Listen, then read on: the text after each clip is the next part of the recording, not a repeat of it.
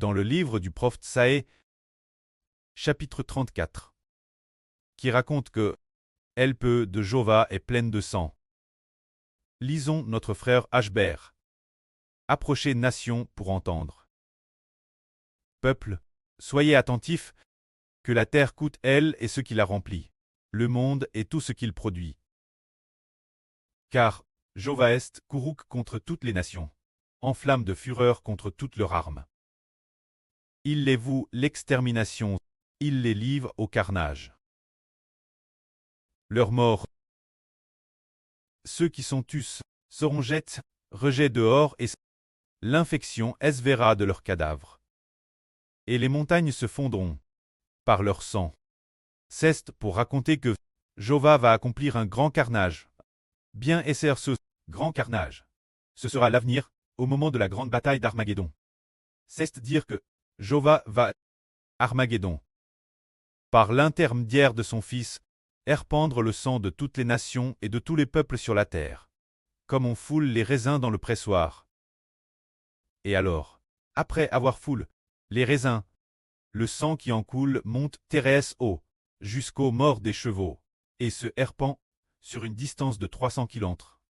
C'est ainsi que Jova va massacrer toutes les nations et tous les peuples, faisant en sorte que leurs cadavres sentent mauvais et que leur sang recouvre la terre, au point que leur sang fasse fondre les montagnes.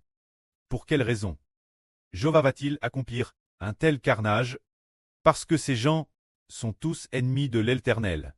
Ne s'appuie pas sur l'Éternel, ne s'appuie pas sur Jova, mais s'appuie sur d'autres dieux. S'appuie sur des armes, s'appuie sur d'autres dieux, et sont des personnes qui s'opposent à l'Éternel. En ce temps seul, Jova dit ceci. Toute l'arme des cieux, se dire le soleil, la lune et l'étoile se dissoudra. Les cieux seront roulés comme un livre, et toutes leurs toiles tomberont. Comme tombe la feuille de la vigne, comme celle du figuier. Lorsqu'elle se flétrit, car mon peu cesse enivre dans les cieux, voici, elle va descendre sur Dom, et sur le peuple que j'ai voué, l'extermination. Pour faire le jugement. C'est dire que le précleste va détruire toute l'humanité, ne laissant que ceux qui acceptent le salut du Seigneur Jésus-Christ. Il va détruire tous ceux qui sont appelés d'hommes. D'hommes, c'est l'homme spirituel. D'hommes, ce sont les descendants d'Essa, c'est dire que tous ceux qui appartiennent à la descendance de Satan, Dieu les détruira complètement. Pour les juger. Et madame, quel point l'univers disparaîtra. L'univers s'effondrera. Les toiles du ciel seront comme les feuilles d'un figuier qui tombent et se flétrissent. Toutes les choses de l'univers céleste seront roulent comme un livre, elles n'existeront plus. Elles auront disparu. Car lorsque l'Éternel détruira toutes les nations et tous les peuples l'avenir. Ce temps est appelé le grand jour de Jova. Voyons donc comment c'était l'époque. Il est dit ici, l'Elpe de Jova est pleine de sang. Ce sang est rendu gras par la graisse des agneaux, et le sang des boucs, ainsi que la graisse des bliers, engraisse de la graisse des reins. Car il y a un sacrifice pour Jova Botsra, un grand carnage dans le pays d'Om. Les buffles, les taureaux gras, tombent avec eux. Leur terre est abreuve de sang, et leur poussière est engraisse de graisse. Jova, car c'est un jour de vengeance pour Jova. Pour la cause de Sion, une âne de représailles. Les torrents d'hommes seront champs en poids. Sa poussière en soufre, et sa terre sera comme de la poix brûlante. Elle ne s'éteindra ni jour ni nuit. La fume s'en élevera éternellement. De nation en nation, elle sera Zol. Personne n'y passera tout jamais. C'est la prophétie concernant ceux qui appartiennent Satan. J'ai dans le lac de feu et de soufre, pour qu'ils y soient au cycle des cycles. La fume montant au ciel, c'est la prophétie que ceux qui refusent d'accepter la rédemption, ceux qui appartiennent Satan, seront ainsi détruits par Dieu.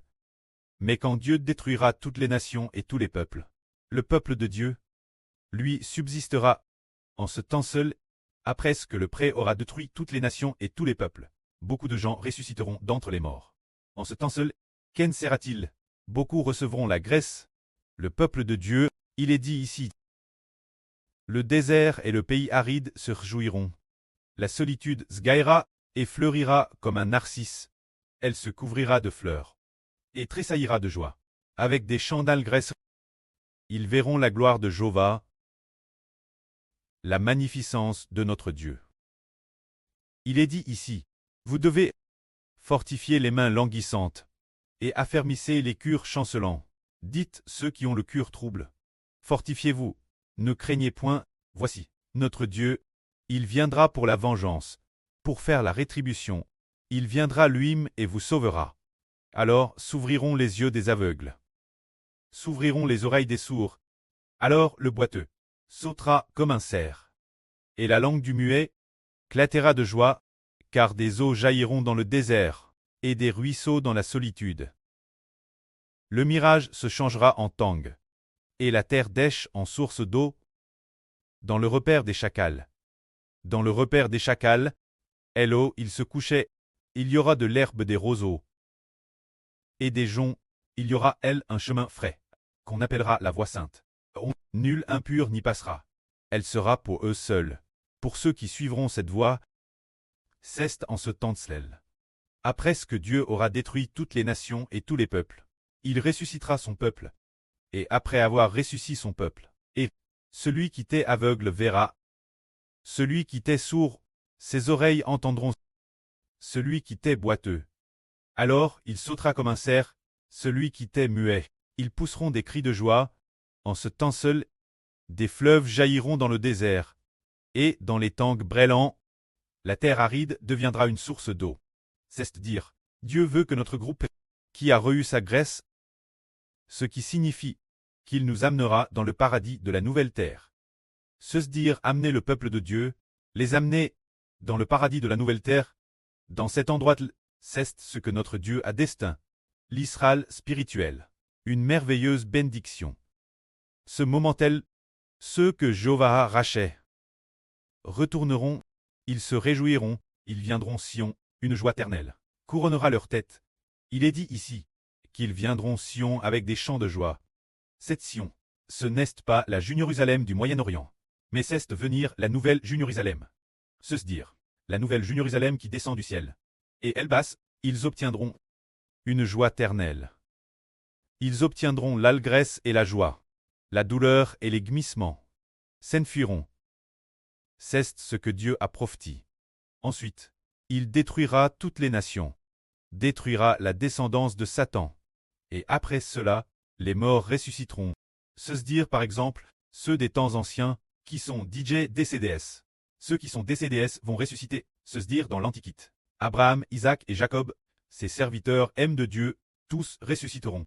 Après leur résurrection, ils seront dans la nouvelle Jérusalem, pour jouir de la GRC éternelle de Dieu.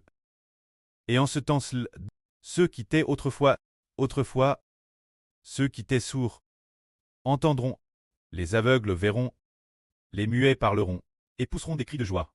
Car, après leur résurrection, ils deviendront des hommes nouveaux, une nouvelle création. C'est la prophétie que Dieu a dite. Alors regardons, ce soir, nous avons dit au début que le royaume de Juda s'appuyait sur l'Égypte, et a donc été qualifié de rebelle par Dieu. Ainsi, Dieu a puni toutes les nations.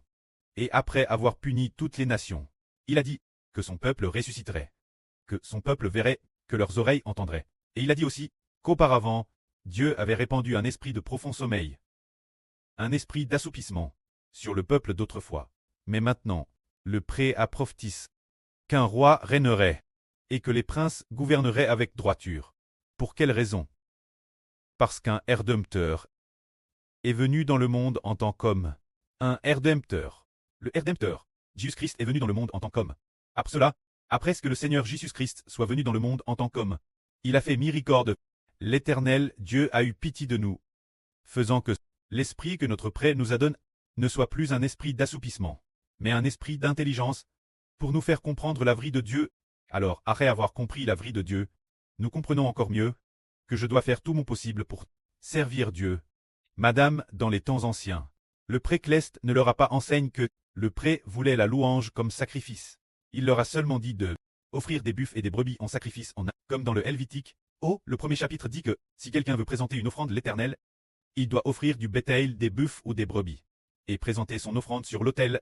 Tout le Helvétique parle uniquement de sacrifices de buffles, de brebis et de bétail, offerts Dieu, ou bien des pigeons, des tourterelles, offerts en sacrifice Dieu. Mais il n'a pas te dit d'offrir la louange en sacrifice, car Dieu est esprit. Il ne mange pas cette chair. S'il ne l'a pas dit, c'est parce que c'est poquel l'alliance que le pré a conclue avec l'ancien royaume d'Israël. N'était que la préfiguration de l'alliance venir, leur temple, n'était aussi qu'une préfiguration du corps du Seigneur Jésus-Christ venir, leur temple, t'est le corps du Seigneur Christ. Mais plus tard, nous, les enfants de la nouvelle alliance, nous comprenons que tout cela n'était que préfiguration, et que les sacrifices n'est aussi que préfiguration. Préfigurant qu'aujourd'hui, nous bâtissons des chants de louange, et offrons des chants de louange en sacrifice en Dieu. De plus, notre temple, c'est le nom de Jésus-Christ. Peu importe le lieu, tant que nous parlons au nom du Seigneur Jésus-Christ. Enfants, au nom du Seigneur Jésus-Christ, j'offre ce sacrifice de louange au précleste. Amen. Et alors, déesse que nous offrons ce sacrifice, Dieu l'accepte. Et saine et jouit. La fin du sacrifice, nous l'offrons également au nom du Seigneur Jésus-Christ. Ainsi mentionné, le nom du Seigneur Jésus-Christ revient s'approcher de l'autel véritable de Dieu. Alors, déesse que nous le proclamons au nom du Seigneur Jésus-Christ, nous pouvons offrir des sacrifices Dieu. C'est ainsi que le précleste, en cette époque, a ouvert nos yeux. Le pré nous a sauvés, afin que nous puissions venir devant lui pour le servir. Mais ô est Dieu! L'avenir après la résurrection. Le précleste habitera avec nous. Pourtant, dans le royaume d'Israël au Moyen-Orient, dans les temps anciens, bien que le pré ait son tabernacle au milieu d'eux, cependant, Dieu n'habitait pas dans l'ancien royaume d'Israël. Mais Dieu habitera dans l'Israël de la Nouvelle Alliance. L'avenir, nous verrons la face de Dieu, parce que nous sommes DJNS. De l'Esprit Saint, que la gloire soit rendue au pré et au Seigneur. Amen.